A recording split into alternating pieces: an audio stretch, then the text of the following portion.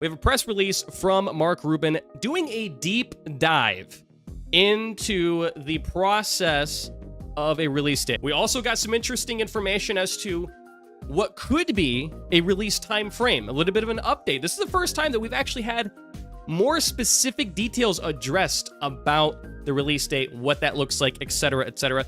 Mark Rubin, the Lord and Savior himself, he came in today. Check out this blog post that just went up. Hopefully this is all clear.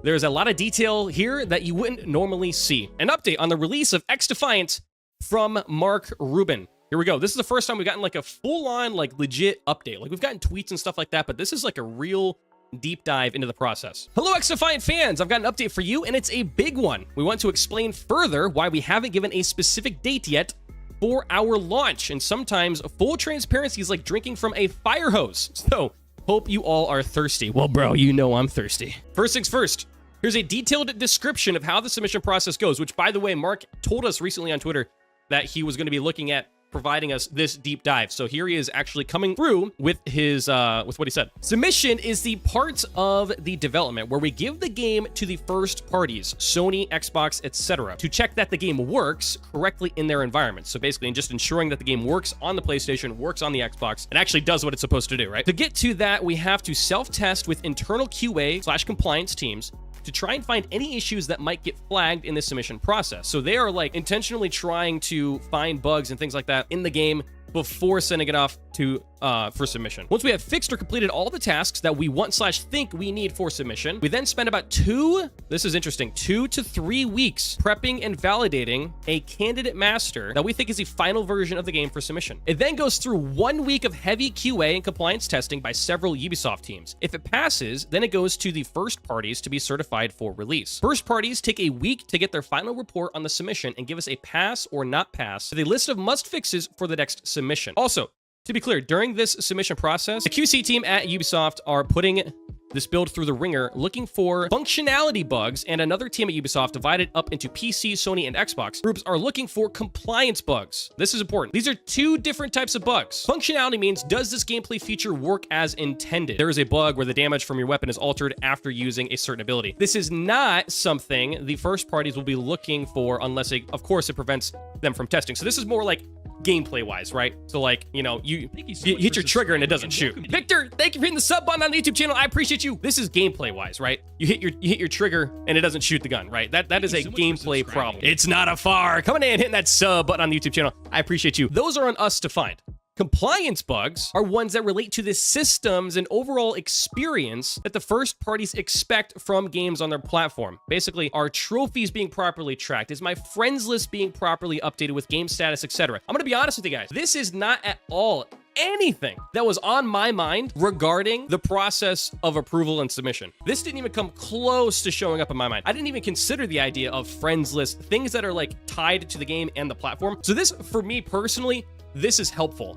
For me personally, just for my own understanding of things, this is helpful. After we get a pass from all first parties, we are then ready to ship and need probably 1 to 2 weeks before launch, depending on the date of the pass. If we don't pass, then we need to spend about a month fixing the issues that came up from the submission and repeat the above process. So this is actually kind of interesting. Once they fix all the bugs, once they think that they fixed all the bugs, they spend about 2 to 3 weeks prepping the candidate master, which is what they submit for approval. That's 2 to 3 weeks, right? Then it's 1 week of testing from Ubisoft. So that could be anywhere from 3 to 4 weeks at this point. Then it goes to first parties for approval, and they take a week to give back their feedback on it. So we could be looking at anywhere from 4 to 5 weeks from them fixing all bugs and getting an answer, right? And that is if it gets approved. And if it gets approved, it could be another 2 weeks before it actually launches. Now, he goes on to elaborate a little bit more here. Where are we in this? And by the way, real quick, this level of transparency and communication, I've